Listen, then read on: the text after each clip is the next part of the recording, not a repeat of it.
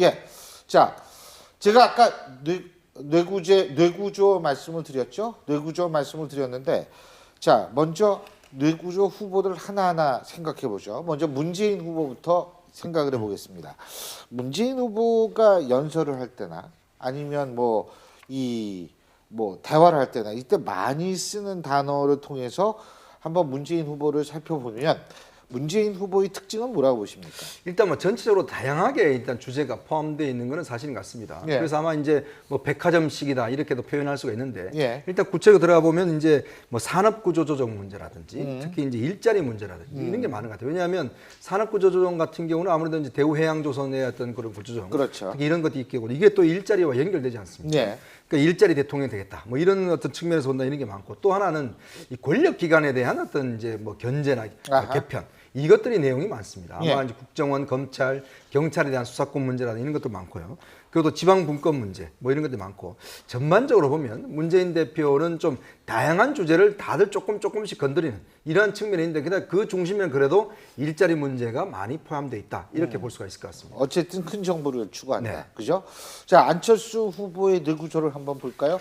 안철수 후보 같은 경우에는 문재인 후보와 분명히 다른 점이 있다라고 얘기를 하는데 문재인 후보 아까 백화점식이라고 말씀하셨는데 안철수 후보 지금 화면에 나오고 있습니다만 이렇게 보면 좀 전문점. 말씀하세요. 부총장. 문재인 후보하고 상당히 차이가 많이 나는데요. 그럼 특정 분야에 대해서 프로테지가 아주 높는 예를 들면 예. 미래 4차 산업혁명 등 뭐 이런 부분들이 35.1%를 거의 뭐 3분의 1 가까이 차지하고 있는데 토론회뿐만 아니라 유세라든지 보면 다양한 개인적으로 대화할 때도 보면 4차 산업에 관한 부분들이 아주 많습니다. 예. 그리고 실제로 그 부분을 얘기할 때는 본인의 눈이 빛이 나고 말이죠. 콘텐츠 다양한 콘텐츠가 나온다는 거 아니겠습니까? 예. 그런데 눈에서 그동안에 의사가 나오면 곤란한데. 예, 그동안에 이제 TV 토론할 때 같은 이런 부분들을 장점을 제대로 전달하지 못하고 예. 상대 공격하고 예. 또 방어하느라고 많이 예. 좀 시간을 좀 허비했죠. 그래서 오늘 토론에서는 4차 산업혁명, 어떤 미래지향적인 어떤 안철수의 모습 이런 부분들을 이제 상당히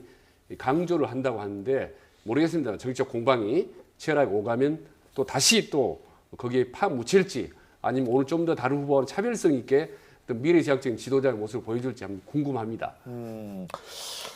자, 이 홍준표 후보의 뇌구조를 한번 볼까요?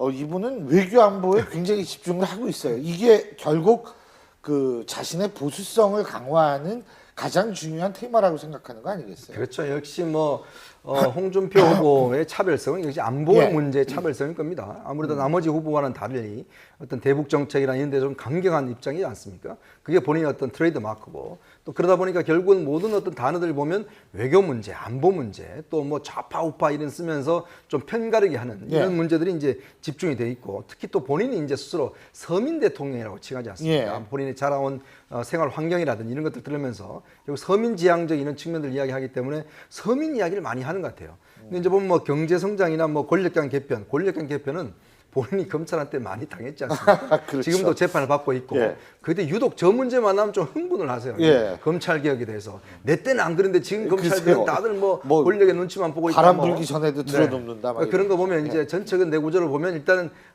이 홍준표 후보는 예. 역시 안보 대통령이다. 아. 뭐 이런 걸로 정리할 수 있을 것 같습니다. 일자리가 그리고 생각보다 굉장히 일자리 문제가 작아요. 뇌구조에서. 그게 사실 유승민 후보의 뇌구조 한번 볼까요? 유승민 후보는 교육이 제일 크네요. 근데 이게 교육하고 재벌개혁하고 외교하고 비슷비슷한데 이분이 이렇게 교육을 이렇게 강조를 하는 모양이죠. 뭐 합리적인 보수, 뭐 새로운 보수를 많이 주장하고 있지 않습니까? 예. 근데 보수론자들이 사실 중요한 게 이제 교육입니다. 어떤 자녀라든 육아라든 이런 문제를 중시하는데 실제로 후보 출마 선언하고 제일 먼저 내세운 게 같은 육아 문제 아니겠습니까? 예. 그런 부분을 이제 내세웠는데 지금 두루 재벌개혁, 외교안보 이런 부분, 경제성장 어떻게 보면 좀 두루두루 좀 얘기를 했는데 교육에는 사실 특별하게 어떤 부분에 대해서 강조한 부분이 없지 않습니까? 이런 부분들이 사실 항상 과거에도 그렇지만 지금도 유승민 후보가 홍준표라든지 혹은 안철수라든지 이런 후보들에 비해서 특별한 어떤 차별성, 어떤 특징 이런 부분들이 도드라지지 않는다는 점이 본인의 어떤 존재감 과시 부분에 좀 아직까지 미흡하다라는 지적을 계속 받고 있고 상당히 중간에 끼어 있는 그런 좀 애매모호한 상황을 이번 뇌 구조에서 좀 그대로 반영을 하는 것 같습니다. 근데 역시 뭐니 해도 심상정 후보가 가장 자신의 이념적 성향과 사용한 단어가 일치하는 것 같습니다.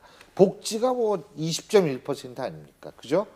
이 복지, 그 다음에 지역 문화 지역 발전, 그 다음에 정치 개혁 이런 순서인데 심상정 후보는 특히 이제 이 복지에서도 좀 특징적인 부분이 있는 것 같아요. 장애인 뭐 이런 쪽에 관심이 많은 거 아니에요? 아무래도 이제 여성 후보라는 점이 이제 부각되다 보니까 본인도 이제 여성 후보라는 부분을 부각시켜서 이제 좀 섬세한 부분에 대한 단어들을 많이 사용을 했는데요.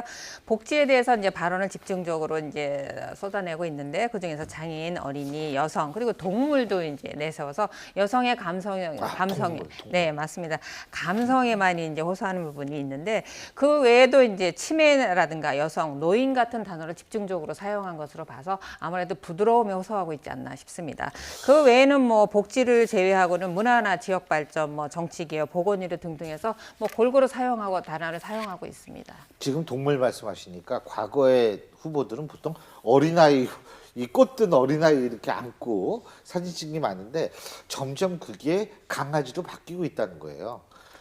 예. 그렇죠. 이게 지금 우리 애완견, 또 예. 반려동물 키우는 분들이 1,000만 명이 맞습니다. 넘어서 나거든요. 예. 그리고 또 이제 보면은 이제 애묘, 애견 이런 것들이 이제 어떤 걸 보면 공감대를 좀 형성할 수 있지 않습니까? 그렇죠. 그러다 보니까 특히 후보들 같은 경우에 이제 그런 부분을 굉장히 부각을 많이 시켜요. 문재인 후보도 지금 집에 가면 마루라는 개가 있거든요. 예. 그 반려견이 있는데 이 예. 마루라는 그 반려견을 이제 하고 함께 있을 때 가장 자기가 행복하다라고 이야기를 하고 있고 지금 대부분의 후보들이 보면 다들 이렇게 이제 반려견들이나 그다음에 그 고양이를 키우고 있습니다. 그러니까 그만큼 정서적으로 보자면 미국 같은 경우도 보면 대통령들이 이제 항상 또 청와대를 백악관을 데리고 가지 않습니까? 그렇죠. 그러면서 본다면 확실하게 이제 동물에 대한 또 특히 이제 애완견, 애묘에 대한 이런 것 인식 자체가 상당히 높아진 건 사실인 것 같습니다. 맞습니다. 그러니까 애완동물이 오늘 이 자리에서 좀 회자가 되고 상당히 궁금한 게 좀 이슈로 떠오른 이슈가 아니라 이제 논란이 된 거는 그것만 보면 상당히 선진국형인 것 같아요. 미국 같은 경우는 거의 대선 후보자들은 틀림없이 그 애완견을 키웁니다.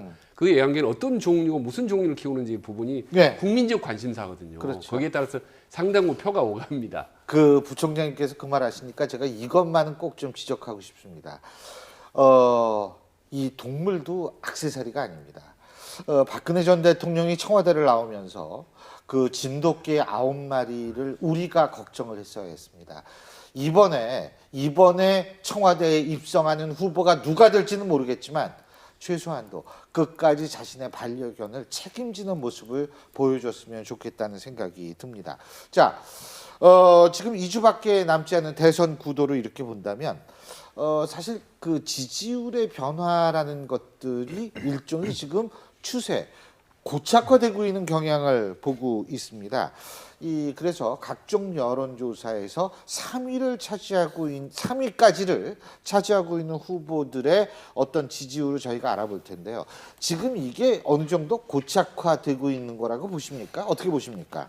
예, 지금 뭐 고착화라고까지는 할 수 없겠고요. 예. 여론조사가 이제 그 후보 등록 시점부터 지금의 예. 추이를 보면 그 후보 등록 시점에는 양강구도, 그러니까 이제 양자 대결은 아니지만 양강 구도가 아주 그 틀이 갖춰져 있다면 예. 지금은 어느 정도 안철수 후보가 상대적으로 지지율이 좀 빠지면서 양강 구도로 하기에는 좀 힘들어진 그런 상황이 됐다고 보여지고요. 예. 지금 이게 이제 고착 단계는 아니고 여기에서 다시 안철수 후보가 반전을 할 것인지 아니면 이 10% 차이 정도를 유지하면서 끌려가는지는 더 상황을 봐야 될 것이죠. 근데 지역별로 보면은 지금 TK 적이 가장 요동을 치고 있어요. 예? 그러니까 안철수 후보로부터 홍준표 후보로 옮겨가는 현상이 많아진 거 아니겠어요? 어떻게 보십니까? 그렇습니다. 지금 이제 뭐 저 고향도 대구 쪽인데 아무래도 예. 그쪽 여론이 보면 처음에는 이제 이게 쭉 반기문 사무총장을 비롯해서 쭉 이어져 왔지 않습니까? 예. 안희정까지 예. 오고 그다음에 이제 안철수까지 오고 그다음에 이제 보니까 아마 이제 TV 토론을 거치면서 이제 이 홍준표 후보한테 또 관심이 많이 쏠리는 것 같아요. 예. 아무래도 이제 대구 경북 지역 같은 경우는 이제 안보 문제라든지 이런 거 어떤 자기의 정체성의 문제라든지 이런 것들을 좀 더 이제 하다 보니까 아무래도 이제 홍준표 후보한테 좀 눈길이 가고 그쪽에 좀 사실 지지도가 오는 건 사실인데 예. 그래도 여전히 아직까지도 좀 결정을 하지 못하는 좀 오락가락하는 이런 어떤 구동층 자체도 상당히 많은 것 같습니다. 그러다 보니까 이 결정 자체가 아마 제가 볼 때는 이번 주를 거치면서 어느 정도 좀 고착화되지 정리가 될 않을까 것이다. 네, 그런 예? 예상을 합니다. 예. 저는 방금 말씀하신 그런 TK 민심이 영향을 호남에서 받는다고 봅니다. 상당 부분이. 그러니까 호남에서의 등락에 따라서 어떤 가능성을 예. 보고 그 가능성에 따라서 TK 이제 부동표들이 움직인다고 보는데 예. 사실 최근 들어서 안철수 후보의 이렇게 표가 좀 이렇게 지지도가 이렇게 떨어지는 시점에 호남의 지지도가 상당히 눈에 띄게 같이 동반 이렇게 하락하는 현상이 있거든요. 이게 보면은 이제 저 같은 깊이 이렇게 보면 호남 같은 경우는 문재인 후보 같은 경우는 진짜 절박하게 아주 맹렬히 호남 표밭을 갉고 있거든요. 예. 물론 뭐 딴 후보들도 다 다른 후보도 절박은 다 열심히 하겠죠. 하지만은 그 왜냐하면 여기서 박빙으로 가다 할 경우는 전국적으로 치명적인 영향을 얻기 때문에 그리고 또 과거에 아픈 트라우마가 있기 예. 때문에 문재인 후보 같은 경우는 거의 이제 필사적으로 아하. 호남표를 갈고 닦는 것이 알겠습니다. 결국 이제 영향을 상당히 긍정적인 영향을 미치고 있다고 보죠. 동의하십니까? 저는 아까 이제 제가 예. 서두에 말씀드렸던 내용이 이제 여기 있는 내용 예. 같은데요. 안철수 후보 같은 경우에 오늘 중앙일보 조사 결과를 보면 예. 나온 걸 보면 본인의 이념 성향 보수, 예. 중도, 진보에서 보면 보수에서는 문재인 후보랑 거의 비슷한 수준이고요. 조금 더 앞서는 수준이고 예. 진보에서는 거의 문재인 후보가 3분의 2 정도 지지세를 그렇더라고요. 확보를 하고 있거든요.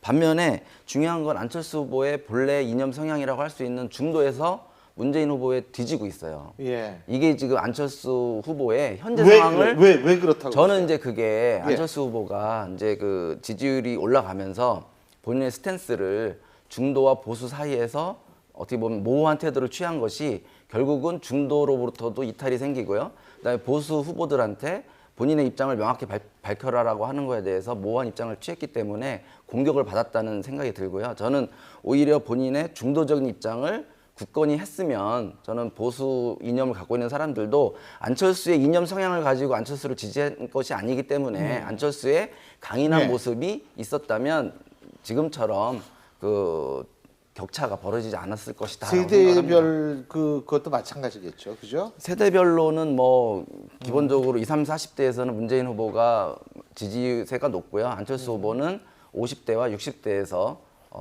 지지세가 높은 그런 전형적인 세대적 알겠습니다. 대결은 나와 있습니다.